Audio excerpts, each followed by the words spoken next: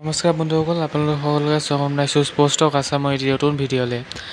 আজি দ্বিতীয় দিনৰ টেষ্টৰ সমাপ্ত ঘটে আৰু সমাপ্ত ঘটাৰ পিছত ভাৰতৰ যিটো প্ৰথমে ভাৰতে বেটিং কৰে ফাৰ্ষ্ট ইনিংছত 471 ৰানৰ টাৰ্গেট দিয়ে আৰু তাৰপিছত ইংলেণ্ডে বেটিং কৰিবলৈ আহে।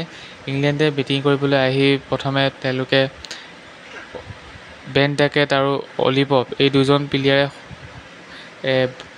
100 ৰানতকৈ অধিক পাৰ্টনাৰশ্বিপ কৰে আৰু তাৰপিছত বেন ডেকেট আউট হয়।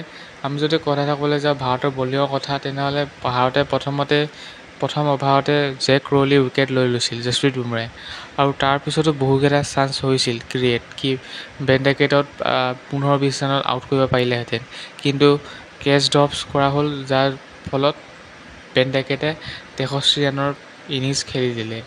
তাৰপিছত অলি পপৰো কেচ ড্ৰপ হ'ল, অলি পপে 100 মাৰিলে, বৰ্তমানো নট আউট হৈ আছে।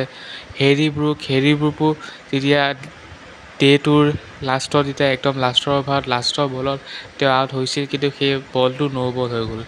গতিকে এই ধৰণে ভাৰতৰ যিটো দ্বিতীয় দিনৰ আমি যদি কথা ক'বলৈ যাওঁ, দ্বিতীয় দিনৰ ভাৰতৰ স্থিতি অলপ দুৰ্বল হৈ গ'ল, কাৰণ যদি ভাৰতে আৰু 500 ৰানৰ ওচৰা-ওচৰি বা 500 ৰানতকৈ যদি ক্ৰছ কৰি দিলেহেঁতেন তেতিয়াহ'লে এটা ভাল স্থিতিত ভাৰত থাকিলেহেঁতেন। কিন্তু বৰ্তমান ইংলেণ্ড 209 ৰানত 3টা উইকেট।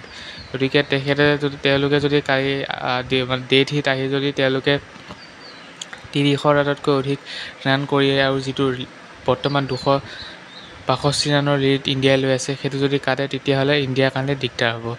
গতিকে দেখা যাওক কি হয়। বাকী ডে থ্ৰীত আশা কৰিম যে ভাৰতে ভাল কামবেক কৰিব।